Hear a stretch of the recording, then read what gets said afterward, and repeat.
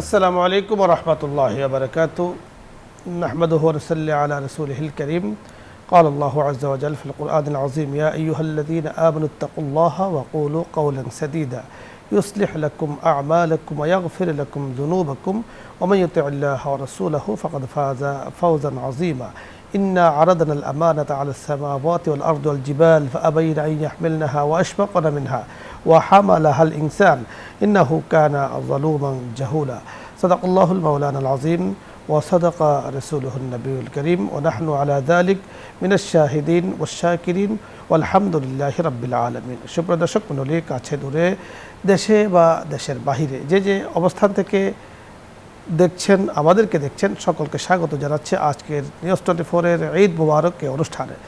আল্লাহ রাব্বুল কারীমের আমরা তৌফিক কামনা করছি। আল্লাহ তাআলা আমাদেরকে নিউজ 24-এর ঈদ মুবারক অনুষ্ঠানে যুক্ত থাকার তৌফিক দিয়েছেন, আপনাদেরকে অনুষ্ঠানের সাথে যুক্ত রাখার তৌফিক দিয়েছেন। তাই দেশে প্রবাসে যে যেখানে অবস্থান করছেন সকলকে স্বাগত জানাচ্ছি, ঈদের শুভেচ্ছা জানাচ্ছি। আল্লাহ রাব্বুল কারীম আমাদেরকে নেক হায়াত দান করুন, আল্লাহ তাআলার কাছে আমরা সেই তৌফিক কামনা করছি। দেখুন, দ্বীনি পরিবেশ, ইসলামী পরিবেশ করার দায়িত্ব আল্লাহ তাআলা আমাদেরকে দিয়েছেন। কোনো পরিবেশ কিন্তু আকাশ থেকে টপকে পড়ে না, সে পরিবেশ গড়ে নিতে হয়, নিজে বানিয়ে নিতে হয়, নিজের ইলম দিয়ে, জ্ঞান দিয়ে, মেধা দিয়ে। তাই আজকে আমরা আলোচনা করব দ্বীনি পরিবেশ রক্ষায় মুসলমানদের করণীয়। আলোচক হিসাবে আমাদের সাথে আছেন বিশিষ্ট ইসলামী চিন্তাবিদ, মিডিয়া আলোচক, বিভিন্ন মিডিয়াতে তিনি কথা বলে থাকেন, ইতিমধ্যে যথেষ্ট সুনাম সুখ্যাতি অর্জন করেছেন।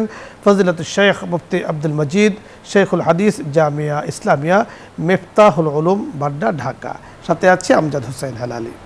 আসসালামু আলাইকুম। ওয়ালাইকুম আসসালাম ওয়া রাহমাতুল্লাহ। মোহতারাম, কেমন আছেন? আলহামদুলিল্লাহ, আল্লাহ পাকের মেহেরবানি। আজকে আপনার কাছে, জি আলহামদুলিল্লাহ, আল্লাহ তাআলা ভালো রেখেছেন। আপনার কাছে আমরা জানবো যে দ্বীনি পরিবেশ রক্ষায় মুসলমানদের করণীয়। প্রথমত তো দ্বীনি পরিবেশ বানাতে হবে, তৈরি করতে হবে, এরপরে রক্ষা করতে হবে। দুটো বিষয় আপনার কাছে আমরা শুনবো।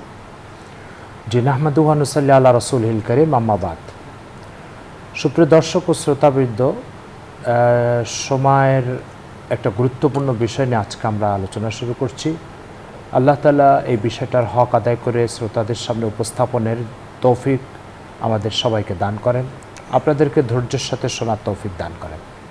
সুপ্রিয় দর্শক ও শ্রোতাবৃন্দ, দ্বীনি চেতনা রক্ষায়, দ্বীনি পরিবেশ রক্ষায় আমাদের করণীয় কী? প্রথমে দ্বীনি চেতনা বলতে কী বোঝায় এটা একটু বোঝা দরকার। একজন ব্যক্তি আল্লাহ তাআলা, একজন মানুষ আল্লাহ তাআলার সৃষ্টি।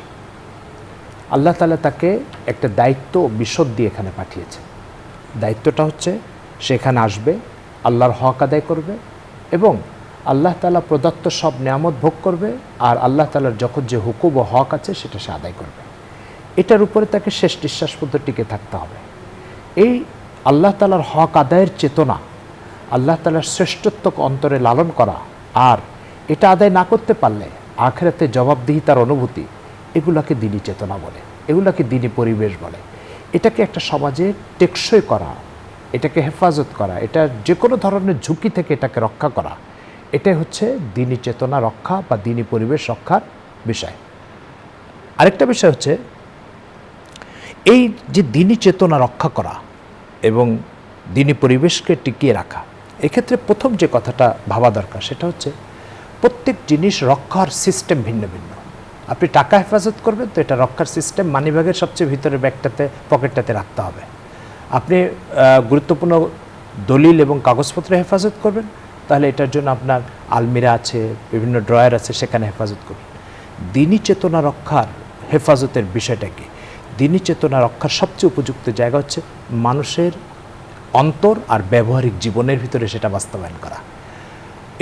এখানে যদি এটা টিকে থাকে, অব্যাহত থাকে, তাহলে এটা সংরক্ষিত হবে, হেফাজত হবে। আচ্ছা, এরপরে যে বিষয়টা সেটা হচ্ছে দ্বীনি চেতনা রক্ষার, দ্বীনি চেতনা পরিবেশ রক্ষার গুরুত্ব কতটুকু এটা একটু বুঝতে হবে। হযরত লূত আলাইহিস সালাম একজন নবী ছিলেন। লূত আলাইহিস সালামের জাতি যৌন উশৃঙ্খলতার সাথে জড়িত ছিল। লূত আলাইহিস সালাম তাদেরকে দীর্ঘদিন এই যৌন উশৃঙ্খলতা থেকে উদ্ধারের জন্য তাদেরকে আহ্বান জানালেন। তারা লূত আলাইহিস সালামকে তো আহ্বান তো শুনলো না, উপরন্তু অপমান করার জন্য উদ্গ্রীব হলো। আচ্ছা, লূত আলাইহিস সালাম যখন তাদেরকে খুব বেশি যৌন শৃঙ্খলতা থেকে রক্ষার জন্য ডাকলেন, ওরা বলল আখরিজুহুম মিন কারিয়াতিকুম ইন্নাহুম উনাসুন ইয়াতাতাহারুন। লূতকে আর তার অনুসারীদেরকে এখান থেকে বের করে দাও। কেন? বলে এরা ইয়াতাতাহারুন, ভালো থাকতে চায়, যৌন লাইনে পবিত্র থাকতে চায়। বিষয়টা হলো কি, উপলব্ধির বিষয় তিনটা। এক নম্বর, একটা লোককে আপনি বের করে দিবেন, তার অপরাধ থাকতে হবে। এখানে অপরাধ হিসাবে দাঁড় করানো হচ্ছে তিনি আমাদের মতো যৌন শৃঙ্খলতার সাথে জড়িত হচ্ছেন না, এই কারণেই তাকে বের করে দিতে হবে।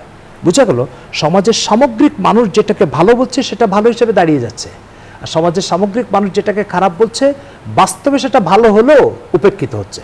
যৌন শৃঙ্খলতার থেকে দূরে থাকা, এটার জন্য তো তাকে সমাজে ওয়েলকাম জানানো উচিত, কিন্তু আজকে তাকে বের করে দেওয়ার কারণ হিসাবে চিহ্নিত করা হচ্ছে তিনি যৌন শৃঙ্খলতার সাথে জড়িত।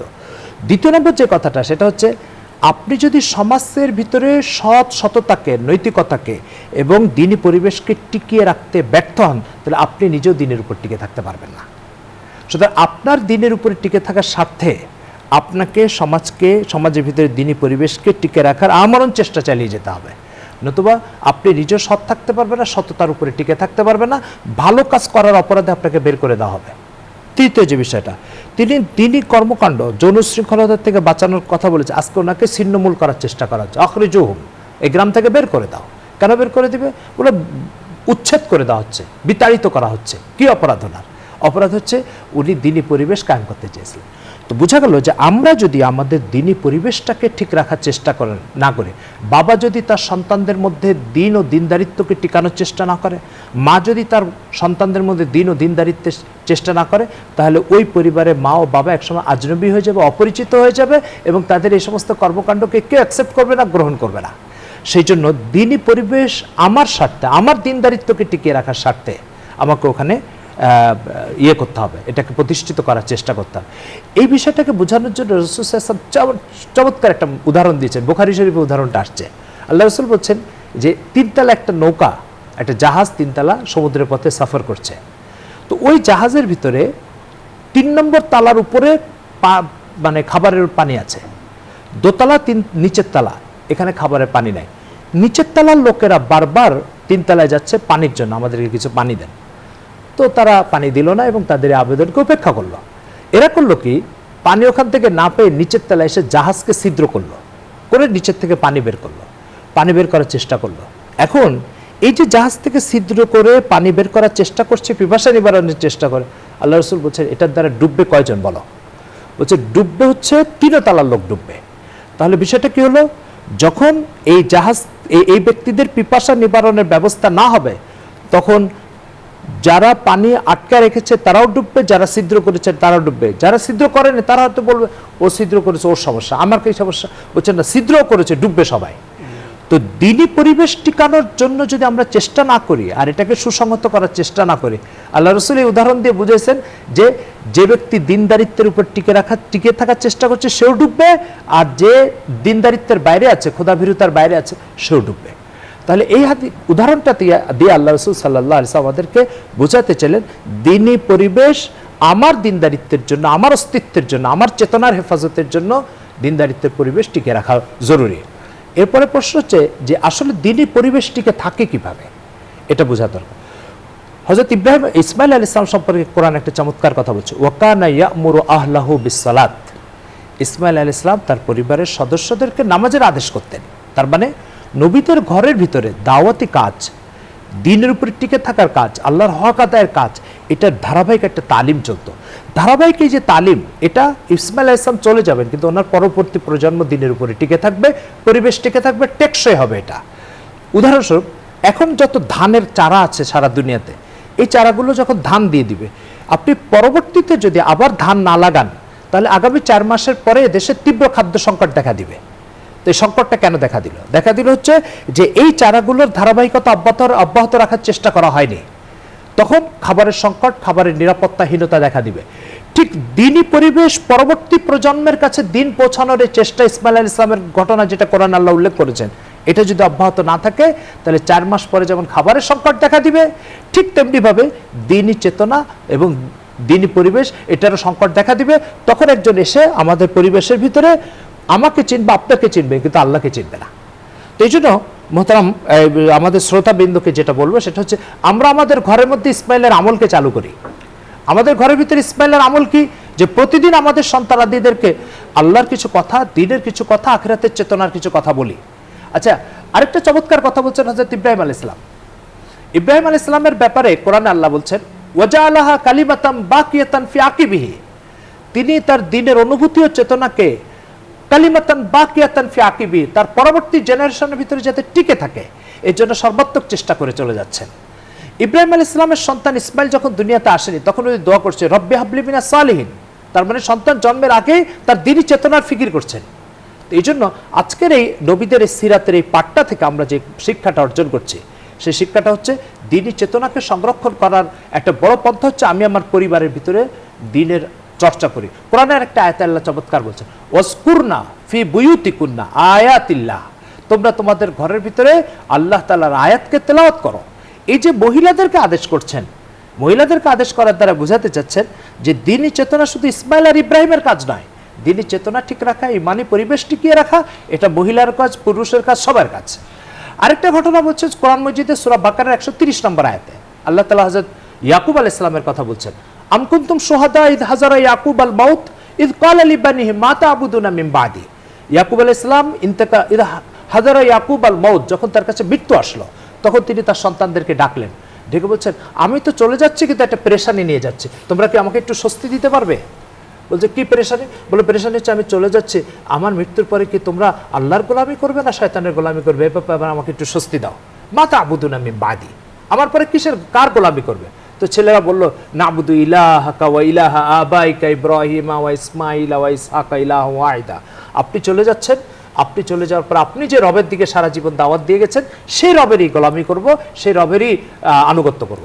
তখন ইয়াকুব আলাইহিস সালাম বললেন তাহলে এটা আমার স্বস্তির কারণ হচ্ছে এবং আমি স্বস্তির সাথে মৃত্যুবরণ করতে পারছি। তাহলে একজন বাবা সন্তানদেরকে দুলুকমা খাবারের ব্যবস্থা করে দিয়ে গেল, ভালো ফ্ল্যাটের ব্যবস্থা করে দিল, ভালো উপার্জনের ব্যবস্থা করে দিল, এটা নবীকে স্বস্তি দিচ্ছে না। স্বস্তি দিচ্ছে হচ্ছে যে তিনি চলে যাওয়ার পরে তাদের দ্বীনি পরিবেশ ঠিক থাকবে কিনা, আল্লাহর গোলামি অব্যাহত থাকবে কিনা। এই জন্য সুপ্রিয় দর্শক ও শ্রোতাবৃন্দ, যে কথাটা এখানে পরিষ্কার হওয়া দরকার সেটা হচ্ছে আপনি দেখেন নবীদের প্রত্যেকের সিরাতের পাঠের ভিতরে তার অনুপস্থিতিতে তার পরিবারের ভিতরে দিন চলবে কিনা, দিনী পরিবেশটিকে থাকবে কিনা, এটা টেকসই হবে কিনা, এর একটা আলাদা অংশ প্রত্যেক নবীর সিরাতের ভিতরে আল্লাহ তাআলা আপনি সুন্দর বলছিলেন মুহতারাম। অর্থাৎ আমরা ঘরে ঘরে দিনী পরিবেশ চালু রাখার জন্য যে বিষয়টি আপনি বলেছেন যে যেন প্রজন্মের পর প্রজন্ম আমার পরিবারে দিন থাকে, ইলম থাকে, আল্লাহ থেকে বিচ্যুত না হয়। আপনি বড় চমৎকার বলেছেন। আমরা দেখেছি যে আমাদের বুজুর্গানে দিন আকাবির হযরতে উলামায়ে কেরাম যারা আছেন ওনাদের পরিবারে কিন্তু পর্যায়ক্রমে একবারে প্রজন্মের পর প্রজন্ম কিন্তু দিন ইলম চর্চা আছে, আলেম অব্যাহত আছে। তো এর জন্য চর্চার কোনো বিকল্প নেই। তার মানে দিনী পরিবেশ সুরক্ষায় প্রধানতম কার্য যেটা আমাদের করতে হবে সেটা হলো চর্চা করতে হবে। আপনার কাছে আমরা এখন জানবো যে এই দিনের উপরে আমরা অটল থাকতে চাই, অবিচল থাকতে চাই, আর অটল অবিচল থাকার মধ্যে তো চর্চার মানে ভূমিকা অনেক বেশি। এ সম্পর্কে আমাদেরকে কিছু বলবেন আপনি? আশ্চর্যের বিষয় হচ্ছে একজন নবী কখনো বেনামাজি হবে এটা ভাবা যায়? কখনো এটা চিন্তা করা যায় না, নিঃসন্দেহে। একজন নবী কখনো আল্লাহ তাআলার কাছ থেকে ম্যান্ডেট প্রাপ্ত ব্যক্তি হয়ে আবার কখনো দিন থেকে বিচ্যুত হবে এটা ভাবা যায় না। কিন্তু আপনি দেখেন নবীদের বক্তব্য, একটা নবী দোয়া করছে রব্বানা লা তুযিগ কুলুবানা বা'দা ইয হাদাইতানা, আল্লাহ আমাকে আপনি হেদায়েত দেওয়ার পর আবার পথচ্যুত করেন না, বিভ্রান্ত করেন না। প্রশ্ন হচ্ছে উনি তো ঈমানের সাথে মওত হওয়াটা ফয়সালা, নবী কখনো ইসলাম থেকে বিচ্যুত হবে না, কিন্তু তারপরেও এটার উপরে যাতে দৃঢ় থাকে, মজবুত থাকে সেই দোয়া তিনি করে যাচ্ছেন। তাহলে যার বিচ্যুত হওয়ার সম্ভাবনা আছে সে কি পরিমাণ দোয়া করবে বলেন? একটা বিষয়। দুই নম্বর একটা বিষয়, ইব্রাহিম আলাইহিস সালাম দোয়া করছেন রব্বি জাআলনি মুকিমাস সালাত, আল্লাহ আমাকে নামাজ কায়েম করেন, আল্লাহ বানায় দেন। আচ্ছা একজন নবী বেনামাজি হবে এটা কি ভাবা যায়? কিন্তু তিনি নামাজ কায়েমের দোয়া করছেন, এটা কি অর্থ? এটার অর্থ হচ্ছে যে একজন নবী কখনো এটা সম্ভাবনা নাই, তারপরে সে ওভারলোড এবং প্রয়োজনের অতিরিক্ত সতর্কতা দেখাচ্ছেন। তাহলে যার বিচ্যুত হওয়া, বিভ্রান্ত হওয়া, পথচ্যুত হওয়ার সম্ভাবনা আছে, তাহলে সে কি পরিমাণ দোয়া করবে আর সে কি পরিমাণ সতর্ক থাকবে এই ব্যাপারে। আরেকটা চমৎকার মানে কথা আসছে, সেটা হলেই হযরত আপনার নূহ আলাইহিস সালাম, নূহ আলাইহিস সালামের স্ত্রী সম্পর্কে 28 নম্বর পারায় সূরা তাহরিমের ভিতরে আল্লাহ তাআলা বলছেন যরাবাল্লাহু মাসালাল লিল্লাযিনা কাফারু ইমরাআতা নূহ ওয়া ইমরাআতা লূত। নূহের স্ত্রীকে কাফেরদের জন্য আল্লাহ তাআলা একটা উদাহরণ হিসেবে পেশ করেছেন। কি?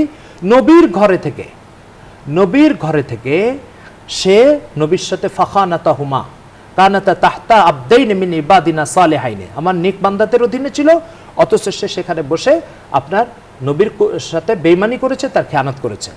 আর এই ঘরে জন্ম নিছে কেনান। ঠিক আছে, বুঝা গেল যে টেকসই দিনদারিত্বের জন্য আপনার স্ত্রীকে দিনদার হতে হবে। যদি স্ত্রী দিনদার না হয়, তাহলে নবী যেমন তার ঘরে থেকে স্ত্রীকে লাইনে আনতে পারে না, বা আনতে পারে না এই শব্দটা আমরা ব্যর্থতার কথা বলবো না, স্ত্রী লাইনে আসে নাই। সেখানে আপনি বদ্দিন এবং দিনের বাইরের পরিবেশ থেকে স্ত্রী এনে আপনি আপনার সন্তানকে কীভাবে দিনদার বানাবেন। আরেকটা চমৎকার বিষয়, সে বিষয়টা হচ্ছে কেনান নবীর ঘরে ছিল, নূহ আলাইহিস সালামের স্ত্রী নূহ আলাইহিস সালামের ঘরে ছিল। নবীর ঘরে থেকে পিপাসা না থাকার কারণে, আগ্রহ না থাকার কারণে, নিজের ভিতরে সে যেটা যন্ত্রণা না থাকার কারণে সে দিনের আলো থেকে বঞ্চিত হলো। এর বিপরীত ফেরাউনের স্ত্রী আসিয়া, সে ফেরাউনের মতো এক জালেমের ঘরে থেকে তার দিনদারিত্বকে হেফাজত করেছে। ঠিক আছে, এখান থেকে পরিষ্কার বোঝা যাচ্ছে যে পিপাসা এবং আগ্রহ, দিনের উপরে টিকে থাকা আগ্রহ, এটা মৌলিক বিষয়। এটা যদি কারো ভিতরে থাকে, সে ফেরাউনের ঘরে থেকেও দিনকে হেফাজত করতে পারবে, আর এটা যদি না থাকে, নূহ আলাইহিস সালামের ঘরে থেকেও সে দিনকে হেফাজত করতে পারবে না। এটা একটা বিষয়। আরেকটা বিষয় হচ্ছে যে নূহ আলাইহিস সালাম নৌকা তৈরি করলেন, সব জীবজন্তুকে বললেন, চলো তো তোমরা নৌকা উঠে, প্লাবন আসবে, সব ধ্বংস হয়ে যাবে। একবার বলা মাত্রই জীবজন্তুগুলো নৌকা উঠে গেল। উনি ওনার ছেলেকে 80 বছর ধরে ডেকেছেন, শত শত বছর ধরে ডেকেছেন, ছেলে কথা শোনে না। তার মানে হচ্ছে কি? তার মানে হচ্ছে যে মানতে হবে, জানতে হবে, শিখতে হবে। এই প্রবণতাটা দিনের উপর টিকে থাকবে।